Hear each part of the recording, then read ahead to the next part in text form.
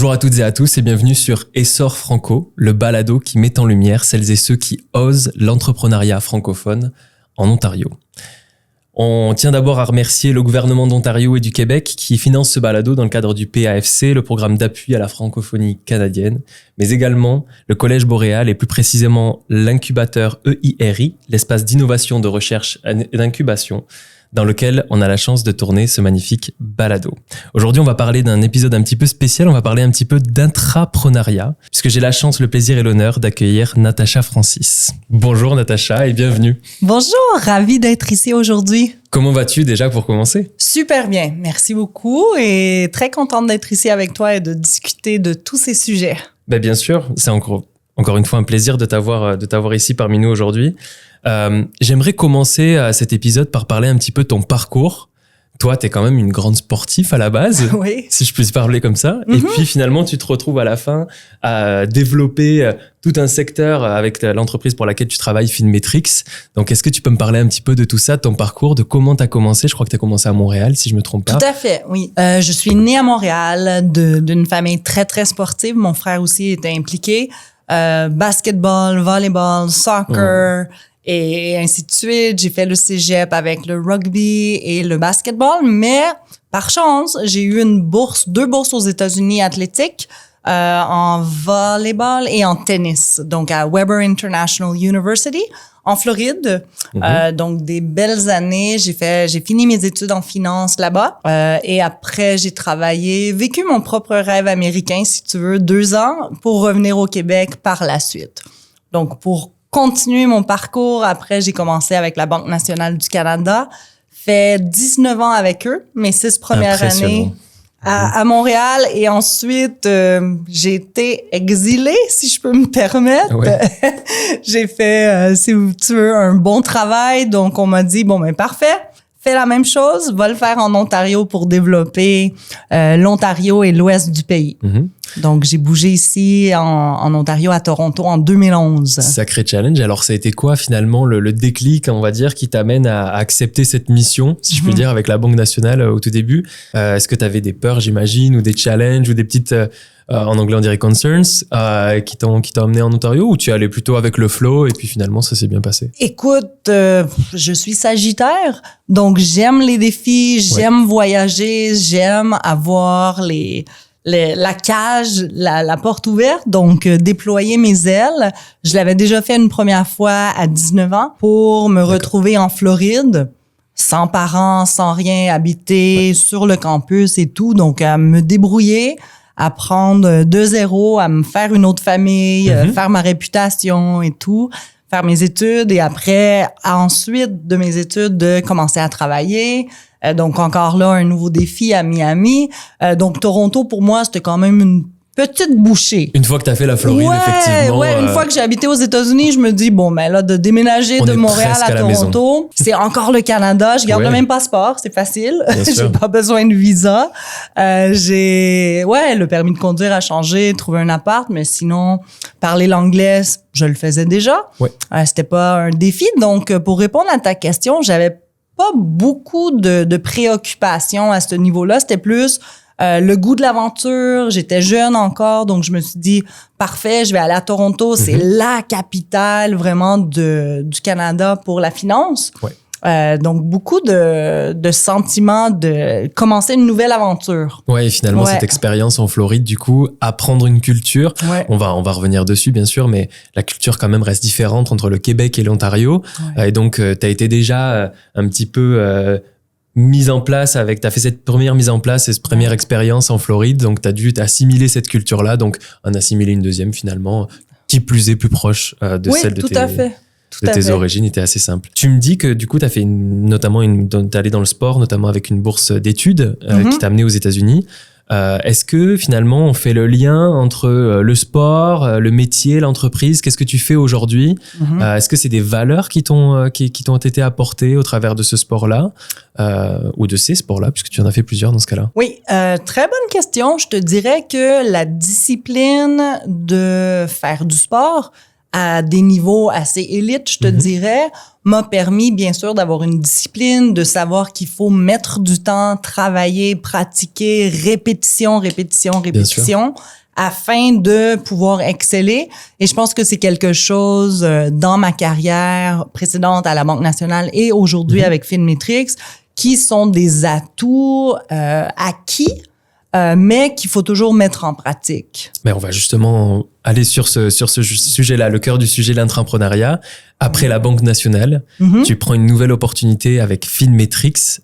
Si je me trompe pas, c'était aux alentours d'il y a 1 an. Oui, exactement. C'est ça. Pour déployer, donc tu es aujourd'hui à la tête de la branche ontarienne finalement de Finmetrics, qui est une entreprise Montréal. Est-ce que tu peux m'en parler un petit peu plus?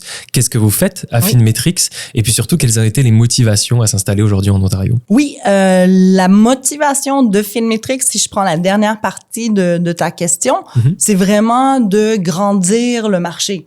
Présentement, Finmetrics est installé au Québec, ont déjà une très bonne réputation, sont connus au Québec, mais à l'extérieur, beaucoup moins. L'Ontario, c'est un monde assez différent, je te dirais. Et depuis, moi, ça fait presque 15-16 ans que je suis ici. Je réussis, si tu veux, déjà à m'intégrer et à aller chercher, développer ce mandat-là que j'ai avec Finmetrics. Donc, oui, on voulait, avec Finmetrics, développer l'Ontario. Et c'est mon mandat de le faire aujourd'hui. Ouais, c'est ça. Et puis, je crois même, on en avait discuté un petit peu avant le podcast, mais je crois même que c'était une volonté finalement des fondateurs de tout de suite aller et s'étendre un petit peu sur le pan national, en premier en Ontario, comme tu le disais, puisque la finance, ça reste en Ontario aujourd'hui. Le cœur de la finance est à Toronto, au Canada. Ouais. Mais alors, si tu devais, pour celles et ceux qui nous écoutent, décrire ce qu'est Finmetrics ou ce que propose Finmetrics et pour qui, j'aimerais entendre ça. Super, merci beaucoup de l'opportunité. Toujours quelque chose de très que je prends à cœur. Et la raison, tu l'avais posé dans ta question précédente, l'entrepreneuriat. Donc, non, ce n'est pas ma business, mais je le prends comme si c'était ma business. C'est mon projet de bâtir l'Ontario. Nos clients sont des entreprises qui, habituellement, ont des besoins en importation ou exportation. Donc, souvent, ils ont des besoins de conversion en différentes devises ou ils ont des achats de matières premières. Le coût des matières premières aussi varie sur les marchés financiers. Donc, c'est quelque chose qu'on regarde. Mais pour revenir à ce qu'on fait dans notre travail, c'est on fait de la gestion de portefeuille sur les risques financiers. Parfois, on parle beaucoup de gestion de portefeuille, gestion de patrimoine. Notre but chez Finmetrics, ce n'est pas de faire de l'argent aux entreprises avec leur flow qu'ils ont d'additionnel. C'est vraiment d'aller protéger. C'est de la gestion de risque. Gestion de risque, ouais. Gestion de risque pour leur exposition aux différents marchés financiers on a vraiment 3 branches, 3 piliers. Les devises, toutes les devises qui se font, les taux d'intérêt aussi. Donc, beaucoup de clients dans l'immobilier qui font des constructions, des projets de construction, la SCHL, par exemple. Et le 3e volet, c'est vraiment les matières premières, les commodités. Donc, on aide les entreprises de toute grandeur à leur protéger selon une police de gestion de risque adaptée à leurs besoins spécifiques. Ouais, finalement, vous prenez vraiment le besoin, vous entrez dans l'entreprise un petit peu comme un partenaire et puis vous allez les accompagner sur ces sujets-là. Ça reste des sujets quand même qui sont niches. Je suis curieux de savoir s'il y a beaucoup d'entreprises qui proposent le même type de service. En Ontario et plus généralement au Canada, vous êtes seul sur le marché? Super niche. Oui, super niche.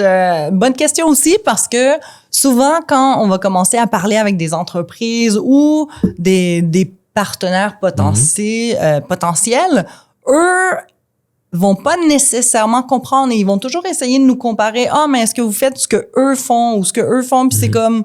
Non, on est vraiment à part, on est vraiment niche. Donc, nous, vraiment, on est une extension au département de finance, au CFO, VP Finance.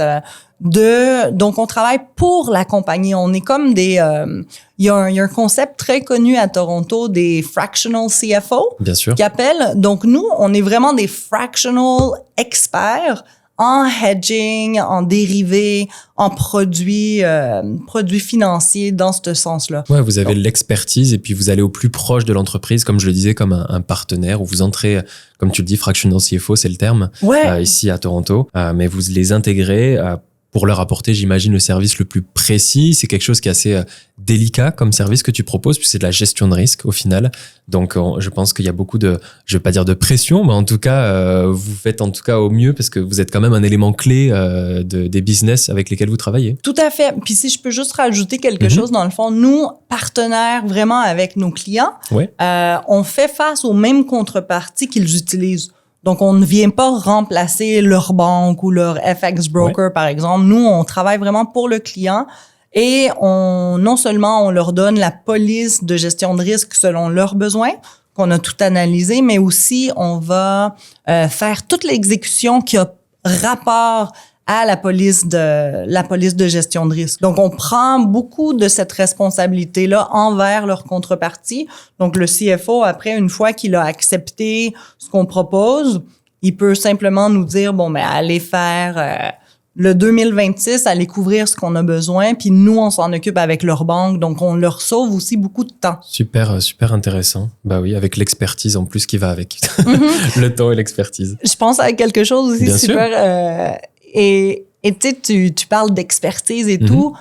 On n'est pas seulement des gens qui disent, oui, on est expert et tout. On est réglementé avec l'Ontario Securities Commission, l'OSC. Donc, c'est pas simplement des gens qu'on est dans notre salon et on n'a aucun standard et tout. On est au contraire très, très encadré par les agences de réglementation, l'AMF au Québec et l'OSC en Ontario. Super. Ben, ça m'amène justement au cœur du sujet qui est la francophonie aujourd'hui. C'est quoi finalement de développer une entreprise qui est montréalaise à la base, dans une autre langue, dans un autre marché, dans une autre culture? Est-ce que tu peux m'en dire un petit peu plus? Je sais que le CEO, le patron de Finmetrics avait cette vision-là dès le départ, mais comment on achève cette mission finalement et comment on la démarre?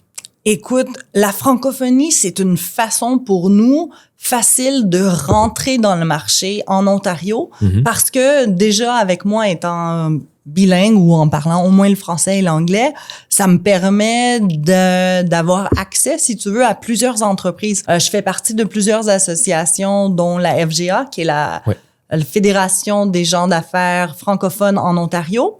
Je vais faire aussi un TED Talk avec eux dans leur prochain forum franco à Sudbury au mois de mai. Plusieurs trucs comme ça. Je fais partie du FEI aussi, qui est aussi des entreprises, des groupes d'entreprises, plusieurs associations qui me permettent d'aller parler à des gens. Mais pour revenir à ta question, la francophonie, c'est une porte d'entrée quand même assez facile. On connaît beaucoup la culture, puis c'est pas seulement la culture québécoise. À l'intérieur de l'équipe, on a des gens francophones qui viennent de partout sur la planète. Donc, c'est des aspects culturels qu'on est capable d'intégrer et le matériel déjà est tout fait en français. On est capable de présenter en français, d'avoir des confirmations légales, des contrats, des offres de services faites en français. Donc, c'est vraiment facile pour nous de rentrer à travers la francophonie aussi. Tu cites un point qui était très important, je pense, c'est s'entourer d'organismes, participer, évoluer, networker avec ces organismes-là notamment. Il y en a pas mal ici en Ontario qui sont francophones. Est-ce que ça t'a aidé au début à faire les premières rencontres? Alors j'imagine que tu avais bien sûr un network de par ton expérience. Je crois que c'est plus de 15 ans d'expérience un petit peu dans Toronto, oui. À Toronto, dans la finance. Donc je pense que tu as déjà évolué dans cette ville, bien entendu. Mais plus précisément sur la partie francophone, au niveau des organismes comme l'AFG que tu cites justement. Est-ce que ça, c'est quelque chose qui t'a aidé à démarrer? C'est quelque chose qui m'aide présentement. Tu parles au passé, mais c'est vraiment concret aujourd'hui de ce qui se passe en ébullition vraiment avec l'arrivée de Finmetrics, le business development. On vient d'engager des personnes, donc c'est tout récent. Donc, c'est quelque chose que je fais aujourd'hui qui t'accompagne toujours. En fait, c'est un support. Plus qu'une première marche, c'est un support qui te suit et sur lequel toi tu vas utiliser et exploiter. Tout à fait. Et on a beaucoup exploité, oui, mais on a beaucoup à donner aussi. Par exemple, des entreprises qui souhaitent en savoir un peu plus sur ce qu'on fait, ils peuvent me demander une présentation, puis moi, ça va me faire plaisir de leur donner de mon temps sur un Teams ou en personne, même à Toronto, de dire, OK, Natacha, viens nous parler un petit peu du marché, de la volatilité, de ce qui arrive avec Trump aux États-Unis, l'incertitude que les différents commerces peuvent faire face maintenant avec la menace des tarifs. Donc, j'ai beaucoup aussi à offrir. C'est pas seulement take, c'est give présentement. Puis je pense que ça fait partie de notre mentalité aussi. C'est exactement ce que j'allais dire. Ça fait partie de notre mentalité, ça fait partie de notre culture. Ouais. On reste quand même en minorité ici, à Toronto en tout cas. Et donc c'est très intéressant de pouvoir justement aller voir ces organismes-là, faire des rencontres, aider autant qu'on le puisse, partager aussi nos connaissances, nos expertises, et puis avoir des conseils de la part de ces organismes-là. Exactement. Au niveau des défis, maintenant j'aimerais parler plus du côté de l'expansion finalement de ton entreprise, enfin pas de ton entreprise, je le dis comme ça, mais ça reste de l'intrapreneuriat, donc tu as une liberté, un champ d'action quand même qui est assez grand. Tu parles beaucoup de réglementation, tu parles d'un cadre législatif, en plus dans ton activité, je pense que c'est quand même un élément clé. Oui. Est-ce que ça a été difficile de s'adresser à un nouveau marché, de changer de province notamment? Est-ce que ça c'est quelque chose qui a été travaillé pendant longtemps en amont? Vous avez préparé ça vraiment pendant plusieurs années, ou en tout cas ton équipe, et après ça s'est étendu, ou c'est quelque chose qui s'est fait un petit peu sur le moment, sur le flow, au fur et à mesure de toi, ton activité? C'est quelque chose qui s'est fait en amont, c'est quelque chose qui s'est fait par le président de la firme, si tu veux, avant même mon arrivée. On planifiait déjà de semer des graines en Ontario. Finalement, avec mon arrivée, ça a déclenché un peu le tout, si tu veux. Donc là, c'était du concret. On n'était pas dans le gris, l'abstrait. Là, c'était OK. Là, on a des pieds sur le terrain. On va faire en sorte d'accélérer le pas avec les avocats pour avoir une adresse ici, par exemple, pour justement terminer les processus avec l'OSC, qui prend quand même beaucoup de temps. Donc là, relativement récemment, il y a environ 6 mois, on a eu notre feu vert, si tu veux, pour solliciter en Ontario des clients à travers le nom de Filmetrix. Donc, mais beaucoup de travail encore aujourd'hui aussi de rester à l'affût de tout ce qui se passe. Parce que maintenant, on a 2 agences de réglementation, l'AMF, l'OSC. Donc, c'est sûr que ça a été beaucoup de travail initialement, et je suis contente parce que moi, je suis arrivée au bout du iceberg. Donc, j'ai fait un peu, là, mais le gros du travail avait été fait avant mon arrivée. Il y avait déjà un cadre. Et ça m'amène un petit peu à l'intrapreneuriat de manière générale. Profiter finalement d'un cadre qui est établi. Dans ton cas, c'est une expansion sur une nouvelle province, mais profiter quand même d'un cadre établi, bien sûr de finances qui sont peut-être un petit peu plus établies aussi, pour pouvoir bénéficier de tout ça et finalement exploiter tout ça pour ouvrir cette nouvelle branche, je vais l'appeler branche, en Ontario ici. Tout à fait. C'est super intéressant ce que tu apportes comme point, parce que c'est nouveau en Ontario. On a décidé aussi d'investir. On investit dans le projet, mais c'est sûr que présentement, on est en mode croissance. Oui. On est en gros mode croissance. Donc, les dépenses, il faut quand même en être conscient. Donc, pour l'instant, on est à la maison. On travaille en équipe 2 à 3 fois par semaine seulement. Mais sinon, d'avoir un local à 10, 11, 12 000 par mois, c'est pas quelque chose qu'on veut dépenser pour l'instant. Donc, il y a beaucoup d'efforts qui se font présentement pour garder le projet sustainable. Oui. En haut de l'eau, pour qu'on puisse justement développer, faire ce rêve-là, bâtir le rêve. Ouais, ça a du sens, je crois. Ça a du sens, un rêve, et puis de la motivation surtout, parce que toi, tu as commencé, donc tu étais la première à démarrer cette aventure en Ontario. Je crois qu'il y a 2 personnes qui t'ont rejoint vraiment récemment. Très récemment, oui. On est une équipe de 3 maintenant. OK, pour développer finalement le business, développer finalement le business ici en Ontario. C'est comment de gérer à la fois l'expansion, les ventes, le travail, le cœur de la production aussi? Très bonne question. J'ai pas de réponse parfaite pour toi, parce que c'est toujours en mouvement. Chaque journée est différente. Je me dis, 60% de mon temps devrait être pour le développement des affaires. Mais concrètement, est-ce que ça se fait? Peut-être plus, peut-être un peu moins. Mais j'ai aussi maintenant 2 employés à former. J'ai de la gestion autre. J'ai aussi des clients que je m'occupe. Donc, de la gestion de clients, de la gestion d'employés, du développement des affaires. Je te dirais, c'est super intéressant et motivant, parce que ça fait partie un peu de moi. Et comme tu mentionnais plus tôt, entrepreneuriat, j'ai la chance, très, très, très chanceuse d'avoir justement une équipe établie à Montréal avec du budget et tout, qui peut me supporter durant ces mois qui sont un peu plus difficiles. Oui, tout à fait. On est dans un nouveau terrain. Bien Donc, sûr. on arrive avec le tracteur, il faut semer, il faut arroser. Mais tu te sers aussi de tout ce bagage que tu as par le passé, bien évidemment, de ton network, j'imagine. Ouais. Et puis, encore une fois, de tous ces organismes autour de nous qui nous entourent pour networker, pour s'entraider aussi. Je pense qu'il y a une notion d'entraide, finalement. Beaucoup. Et puis, toi, tu as cette liberté dans l'intrapreneuriat. Je vais pas dire de faire ce que tu veux, mais en tout cas, tu es sur le terrain. Donc, tu as une connaissance finalement du terrain qui est plus importante peut-être que le siège à Montréal. Bien tu vois sûr. vraiment ce qui se passe. Et ça te permet vraiment d'avoir le champ libre pour exploiter toutes tes compétences justement et faire grandir Filmetrix. Et c'est beaucoup de l'essai-erreur aussi. Ouais. On se dit, OK, bon, ben, cette semaine, je veux mettre mon emphase sur cette industrie-là. Et on essaye des trucs, ça marche pas, on va s'adapter. Et maintenant aussi, c'est super cool puisque j'ai 2 employés qui aussi ont de l'expérience diverse, mais ensemble, on est capable de faire résonner des idées, puis OK, ça n'a pas super marché, pourquoi on n'essaye pas quelque chose d'autre?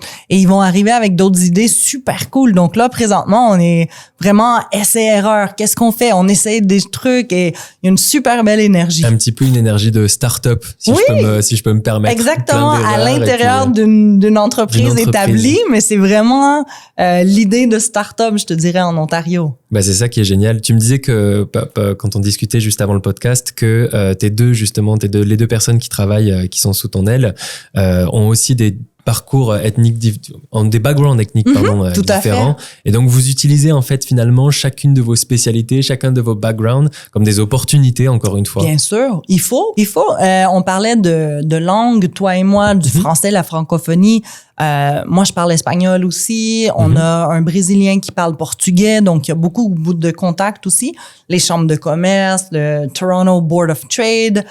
Notre autre individu, il vient de l'Afrique du Sud, donc beaucoup de connexions africaines, parle plusieurs langages lui aussi. MBA, il a habité aux États-Unis. New Brunswick, partout. Wow. Donc, on essaye, c'est super intéressant parce qu'on va aller chercher un peu tout de nos backgrounds pour essayer de solliciter de la business, des rencontres, des conversations.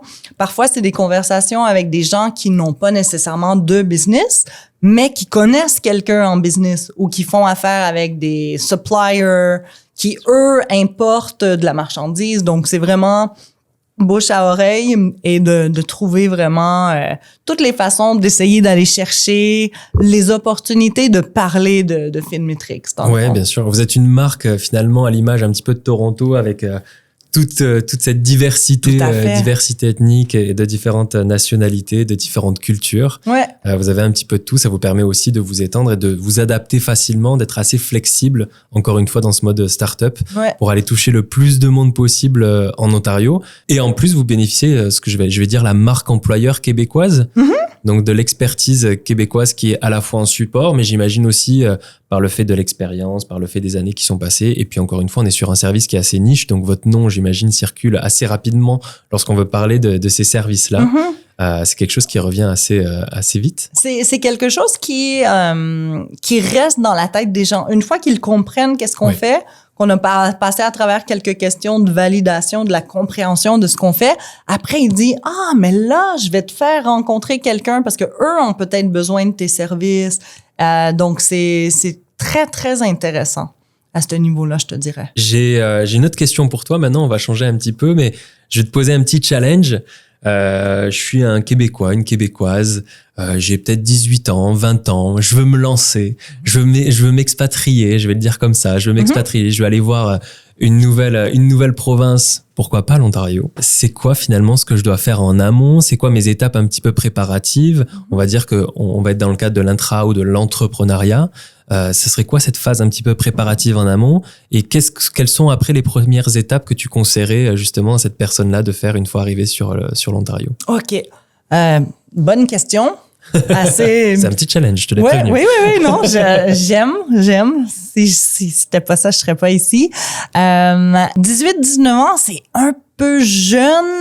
Peut-être qu'ils ont pas fini leurs études, donc tu viens en Ontario. Je suis un peu tôt. Peut-être un peu tôt, mais à 18-19 ans, c'est quand même une super bonne, un bon âge pour bouger. Il n'y a pas de mauvais âge une fois qu'on est adulte. Au Québec, c'est 18 ans, de bouger.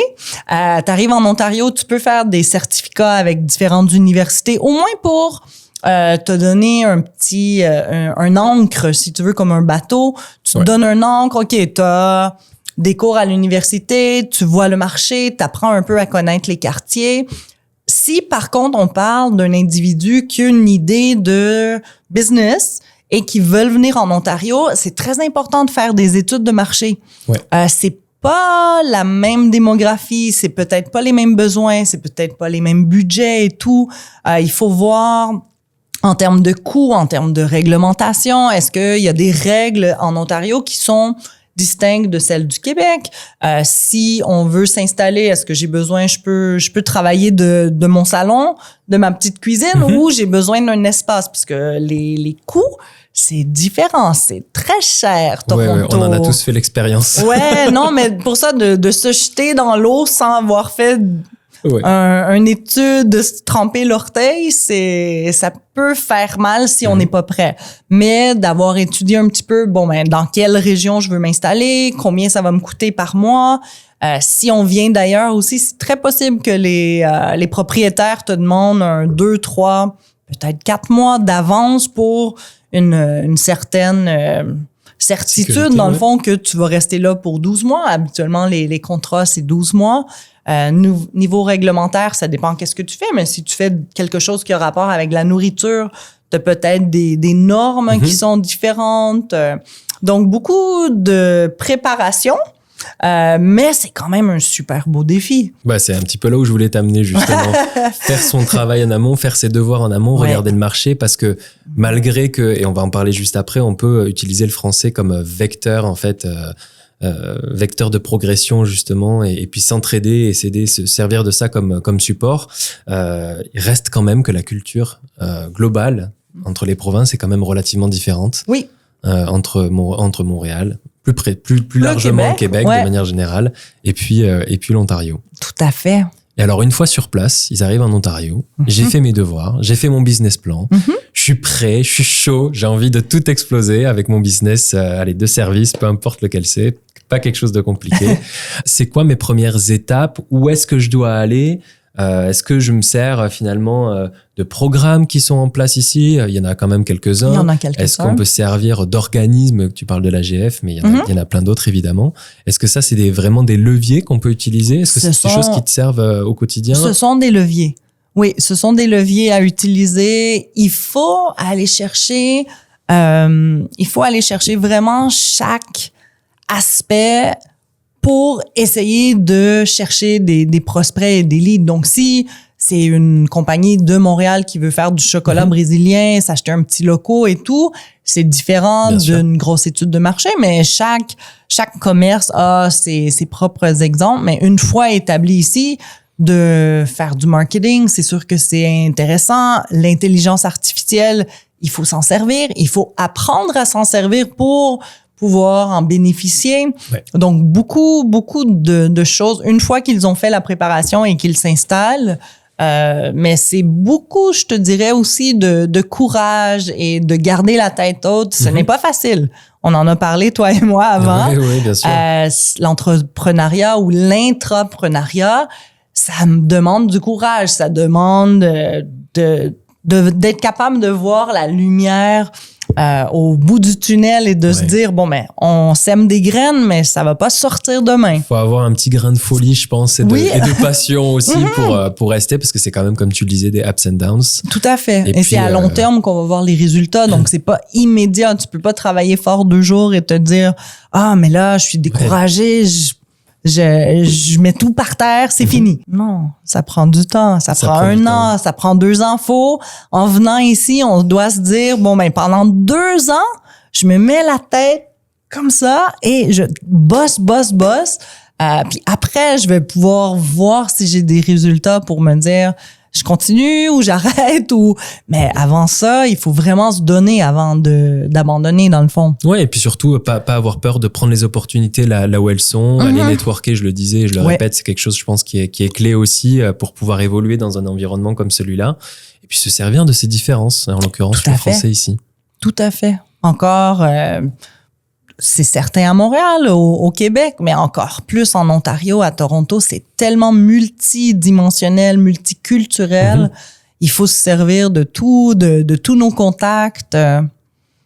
Pour pouvoir évoluer et pour pouvoir réussir. Pour pouvoir réussir, oui. Pour pouvoir réussir, grandir, s'établir. Éventuellement, nous ici, c'est d'ouvrir un bureau, d'engager beaucoup plus. Une fois que les portefeuilles vont grandir et tout, le nom va se faire aussi. Donc, de bouche en oreille, là, il va y avoir de l'ébullition qui se forme à l'intérieur de nos réseaux et ça va juste être comme des petits pains chauds. Ouais. C'est ce que j'espère. Oui. Moi, je dis c'est comme un bon vin. Avec le temps, ça se bonifie. Ouais, ça aussi. J'ai une dernière question pour toi, Natacha.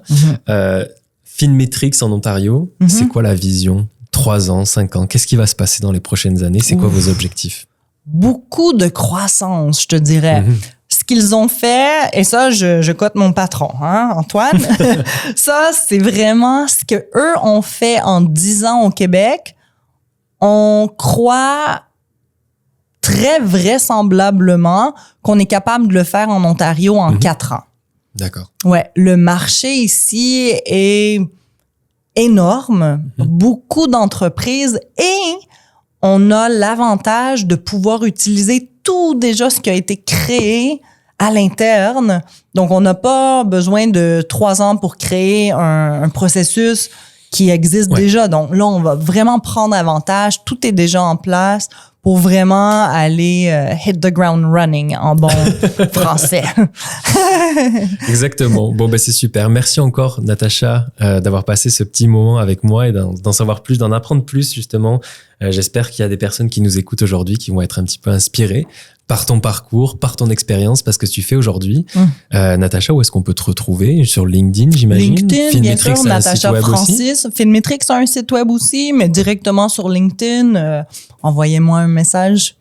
Bon, super. Merci encore, Natacha. Ça me fait plaisir, Nico. À la prochaine. On remercie encore une fois le gouvernement d'Ontario et du Québec de nous permettre de tourner ce magnifique épisode et le Collège Boréal dans lequel l'incubateur EIRI, on a le plaisir de tourner ces balados. Et puis, si vous avez apprécié ce podcast, je vous invite à aller liker, commenter. Le podcast, il est disponible sur toutes les plateformes de streaming. Et je vous remercie et je vous dis à la prochaine.